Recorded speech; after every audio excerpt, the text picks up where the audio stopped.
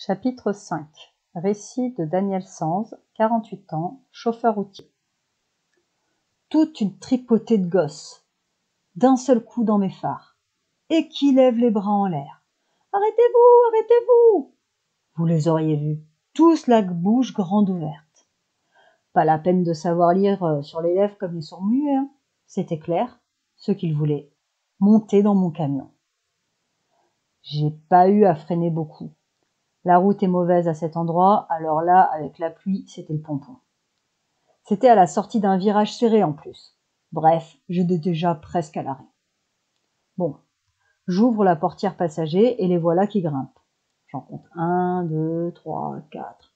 Tous trempés comme des soupes à dégouliner partout. Et d'autres plus.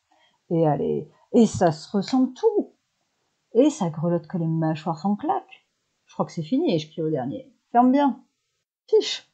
Il se retourne, descend sur le marchepied, il tend les bras et se redresse avec quoi dans les mains? Je vous le donne en 1000. Un bébé. Alors là, scié que je suis. Scié. Vous allez comme ça? Pas de réponse. Le plus grand s'assoit à côté de moi et fait un vague signe comme quoi ils vont là-bas devant. Moi j'éclate de rire. Où c'est que vous habitez? Là-bas devant aussi. C'était tout là-bas devant avec eux. Bon, on verra ça, je me suis dit. Dans la couchette, j'ai des couvertures. Je tends le bras et j'en tire 2. Mettez-vous ça sur le dos.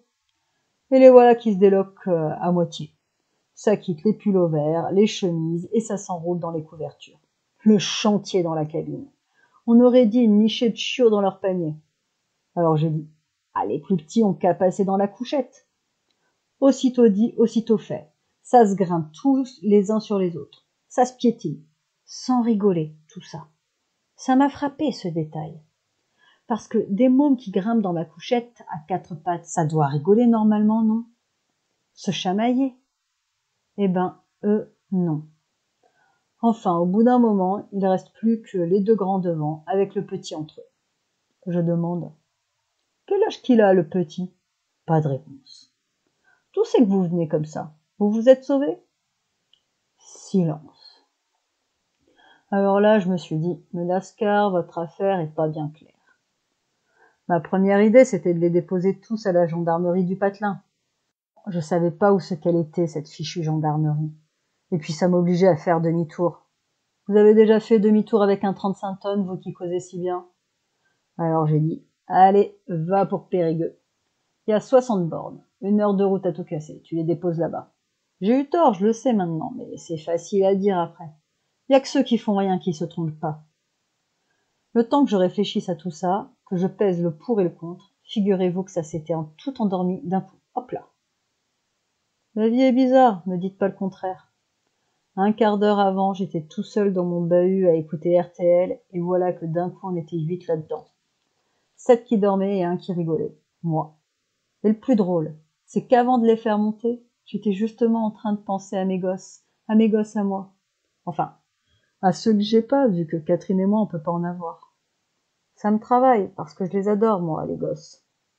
On n'en aurait rien qu'un, il n'y aurait pas plus heureux que nous. Parfois, je me vois en train de le cajoler, de lui dire des mimi et tout ça. Et quand je me rends compte que je parle tout seul dans mon camion, ça me rend triste. Et ceux-là qui me tombent du ciel, comme ça, en pleine nuit, comme des chats perdus. Pauvres gosses, je me suis dit. Et j'ai pas pu m'empêcher d'avoir un peu pitié. Faut dire qu'ils étaient drôlement fagotés. Les fringues, c'était pas du chevignon, je vous le garantis. Un peu avant Périgueux, il y a un patelin avec la gendarmerie juste au bord de la nationale. On peut pas la rater.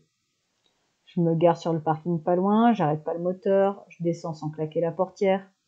Je jette un dernier coup d'œil aux gosses et je marche jusqu'au bâtiment. Je vous jure qu'ils dormaient tous comme des souches quand je les ai laissés. Ou alors c'était drôlement bien imité, bouche ouverte et compagnie. Bref, j'arrive à la porte de la gendarmerie. Je sonne 1 fois, 2 fois. S'allume à l'étage et au bout de 30 secondes, un gendarme en pyjama ouvre la fenêtre et me demande ce que je veux. Je lui explique sans trop pousser la voix que j'ai dans mon bahut une portée de drôles de petits chatons et qu'il ferait bien de jeter un coup d'œil. Il me dit qu'il arrive. Je me grille une cigarette en l'attendant. La pluie s'était calmée. Il finit par se pointer et on avance tous les deux vers le camion. Bon, le suspense c'est pas bien grand, hein, facile à deviner. Quand j'ai ouvert la portière pour montrer ma capture en gendarme, j'ai eu l'air finaud. Il n'y avait plus personne à bord. Plus personne, je vous dis. Envolés, tous. Et pas la trace d'une chaussette oubliée, rien. Juste les 2 couvertures en boule sur le siège passager.